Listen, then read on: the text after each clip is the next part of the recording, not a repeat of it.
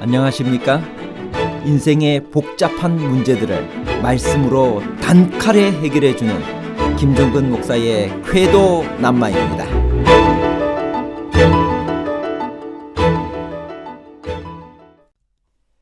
바울의 전도 정책은 무엇이었나요? 바울은 항상 사람들이 가장 많이 모이는 대도시에 전도 거점을 두었습니다. 그것의 장단점은 무엇이며 바울이 머물렀던 대도시들은 어디인가요? 바울의 전도에서 배울 교훈은 무엇인가요? 바울이 제2차 전도 여행 3년 기간 중 18개월을 머물며 직업이 같은 천막 제조업자인 아굴라와 브리스길라 부부와 함께 열심히 전도한 지역은 아덴인가요? 아니면 고린도인가요? 아덴과 고린도에 관한 복잡한 문제를 하나님 말씀의 가르침으로 명쾌하게 해결해 드리겠습니다. 고린도는 어떤 도시인가요? 사도행전 18장 1절. 그 후에 바울이 아덴을 떠나 고린도에 이르러. 아덴에서 남서쪽으로 약 64km 떨어진 곳에 고린도가 위치하고 있었습니다. 바울은 고린도의 이스무스를 따라갔거나 아니면 바다를 통해 피레우스에서 갱그레아까지 여행했을 것입니다. 고린도는 이스무스에 접해 있었고 양쪽 해안에 항구가 있었는데 하나는 동쪽 갱그레아에 있었고 또 하나는 북쪽 레케움에 있었습니다. 이곳은 헬라 초기 시대부터 상업적인 요지였습니다. 상업은 사치와 부도덕을 가져다 주었습니다. 여기서 바울은 그의 활동을 시작했는데 아덴에서보다 훨씬 결과가 좋았습니다. 고린도의 지리적 특성은 마게도냐 지방과 아가야 지방을 잇는 잘록한 허리 같은 곳에 위치한 고린도입니다. 고린도는 많이 타락한 곳입니다. 국제 무역 도시인 이곳은 타락과 혼란의 대명사였습니다. 고린도의 여신은 미의 여신이며 항해의 여신인 아프로디테 여신을 섬겼습니다. 바울은 고린도에 1년 반을 머물렀습니다. 바울이 안식일마다 한 일은 무엇이었나요? 사도행전 18장 4절 11절. 안식일마다 바울이 회당에서 강론하고 유대인과 헬라인을 권면하니라. 1년 6개월을 머물며 그들 가운데서 하나님의 말씀을 가르치니라. 바울은 드디어 고린도에 도착했습니다. 아덴이 학문과 예술의 도시라면 고린도는 상업과 무역의 중심지였습니다. 그 당시 고린도는 헬라뿐 아니라 세계적으로 중요한 국제 무역 도시 중의 하나였고 타락한 도시였습니다. 헬라인과 유대인과 로마인들은 각 나라에서 온 여행자들과 함께 그 거리에 모여들어 상업과 향락에 몰두했습니다. 아시아의 모든 물건이 이곳을 거쳐 로마로 갔으며 유럽의 물건들이 이곳에 모였다가 아시아의 항구로 가곤 했습니다. 고린도는 항구가 아니면서도 아시아와 유럽을 잇는 다리 같은 곳에 위치하고 있었습니다. 마게도냐 지방과 아가야 지방을 잇는 잘록한 허리 같은 곳에 위치한 고린도는 동서양의 무역항으로 절묘한 지정학적 위치에 놓여 있었습니다.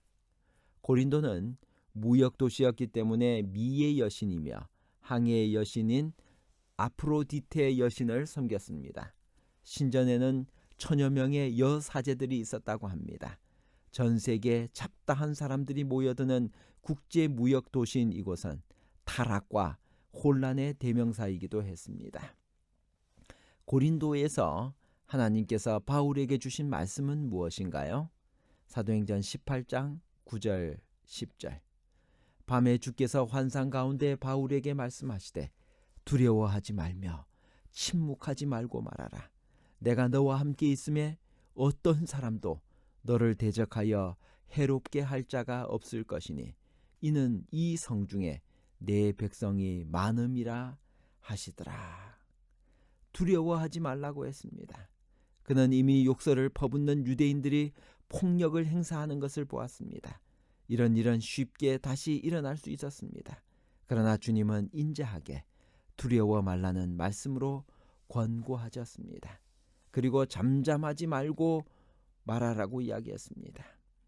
말씀에 열매가 없는 것처럼 보여 마음이 약해지는 순간 침묵 속에 안주하려는 유혹을 받았으나 전보다 더 줄기차게 복음을 전하라는 권고가 왔습니다. 어떤 것도 바울의 증언을 멈추게 해서는 안 되었습니다. 엘리야가 이와 유사한 낙담의 위기를 겪었고 에레미야도 2번 이상 이런 일을 경험했습니다. 고린도의 죄악들에 깊이 얽혀있는 사람 중에도 구원을 사모하고 회개의 초청을 기다리는 정직한 영혼들이 있었습니다. 이 초청은 반드시 바울과 동역자들이 해야 했습니다. 당시 고린도는 상업활동의 요긴한 중심지 중 하나였기 때문에 인간적으로 말해서 처음부터 교회는 좋은 평판을 갖는 것이 절대 필요했습니다. 고린도의 그리스도인 공동체 확장과 중요성은 바울이 후에 거기 있는 교회에 쓴 편지서들에서 볼 수 있습니다. 하나님은 이상을 통하여 바울의 설교가 큰 축복을 받을 것이라는 자비로운 확신을 주었습니다. 그는 위안을 갖고 일어섰고 어떤 일이든지 할 준비가 되어 있었습니다.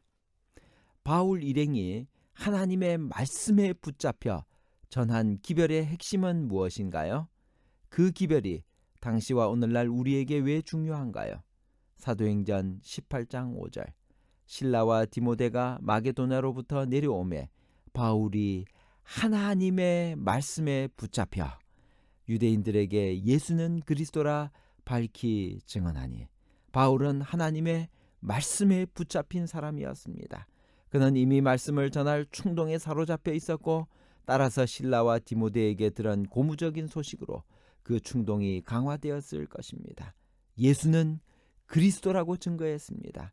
예수가 유대인들이 알아야 했던 고난당하는 메시아, 곧 구주이자 진리 자체임을 강조했습니다. 사랑하는 청취자 여러분, 오늘 우리도 하나님의 말씀에 붙잡힌 사람들로서 우리 주위에 있는 사람들에게 예수는 그리스도라고 증거하도록 합시다.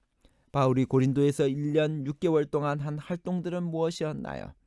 바울은 고린도에서 장막 만드는 일을 하면서 안식일마다 회당에서 강론하고 유대인과 헬라인들에게 전도했습니다. 바울은 고린도에서 1년 6개월을 머무는 동안 2개의 편지를 썼습니다. 그것은 데살로니가 전서와 후서입니다. 이 두 서신은 14개의 바울 서신 중 가장 먼저 쓰여진 것으로 바울이 2차 전도 여행 중 고린도에서 보낸 것입니다. 데살로니가 전후서에서 우리는 초기 바울 사상의 생생한 편린들을 맛볼 수 있습니다. 데살로니가 전후서의 주제는 종말론입니다. 따라서 바울의 초기 종말 사상을 이해하는 데 필수적인 자료입니다. 아굴라와 브리스길라는 어떤 인물인가요? 사도행전 18장 2절 아굴라라 하는 본도에서 난 유대인 한 사람을 만나니 글라우디오가 모든 유대인을 명하여 로마에서 떠나라 한 고로 그가 그 안에 브리스길라와 함께 이달리아로부터 새로 온지라 바울이 그들에게 가매. 아굴라는 독수리를 의미하는 라틴어 이름입니다. 아굴라와 그의 부인은 추방될 때까지 로마에 있었으며 로마에 있는 다수의 유대인 또는 그들의 후손이 자유민이었던 점으로 보아 아굴라나 그의 부모도 그 계층에 속했을 것입니다. 바울의 전도 정책은 어떠했나요? 바울은 항상 사람들이 가장 많이 모이는 대도시에 전도 거점을 두었습니다. 바울이 머물렀던 대도시들은 어떤 곳인가요? 사도행전 11장 25절 바나바가 사울을 찾으러 다소에 가서 만나매 안디옥에 데리고 와서 둘이 교회에 1년간 모여 큰 무리를 가르쳤고 제자들이 안디옥에서 비로소 그리스도인이라 일컬음을 받게 되었더라. 사도행전 18장 1절 그 후에 바울이 아덴을 떠나 고린도에 이르러 사도행전 19장 1절 아볼로가 고린도에 있을 때 바울이 윗지방으로 다녀 에베소에 와서 어떤 제자들을 만나. 결론입니다. 첫째, 바울이 제2차 전도여행 3년 기간 중 18개월을 머물며 직업이 같은 천막 제조업자인 아굴라와 브리스길라 부부와 함께 열심히 전도한 지역은 고린도입니다. 둘째, 바울의 전도에서 배울 교훈은 자기 직업을 가지고 일하면서 전도했고 사람을 가리지 않고 부지런히 전도했고 그의 기별의 핵심은 예수는 그리스도라는 것이었습니다. 셋째, 바울의 전도 정책은 항상 사람들이 가장 많이 모이는 대도시에 전도 거점을 두었습니다. 즉 고린도, 에베소 등에서 전도했습니다. 감사합니다.